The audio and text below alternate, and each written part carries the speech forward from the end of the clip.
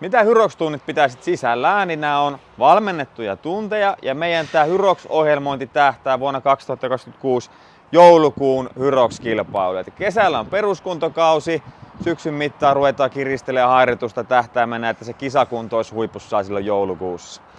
Jees, tunnit on erilaisia viikon aikana. Meillä on engine-tunteja, power-tunteja ja completion-tunteja.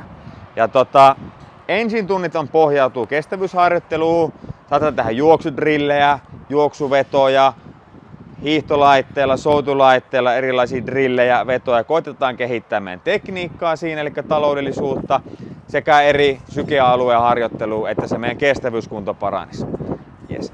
Power-tunnit on taas sitä, että silloin liikutellaan vähän enemmän painoja ja valmistaudutaan näihin Hyroxin voimaa vaativiin osioihin, askelkykykävelyihin, kelkan työntöön, kelkan vetoon sekä wallball-heittoihin. Toki tehdään paljon muutakin liikkeitä, mitä nämä on, mutta harjoitellaan painojen kanssa pääosin sitä lihasta kestämään sitä rasitusta. Sitten on completion-tunteja, jossa yhdistetään tuo kunto sekä lihaskuntoharjoittelu, tehdään erilaisia miksejä niistä, että saadaan se homma pakettiin. Lisäksi välillä tullaan tekemään sitten semmosia kisasimulaatioita, että vetää vähän pitempiä pätkiä oikeilla matkoilla ja oikeilla painoilla. Lähdetään vähän testailemaan, että missä mikäkin osa-alue missäkin vaiheessa menee. Jos haluaa tulla Hyroxissa hyväksi, kannattaa käydä näillä kaikilla erilaisilla tunnilla kehittää eri osa-alueet. Tervetuloa!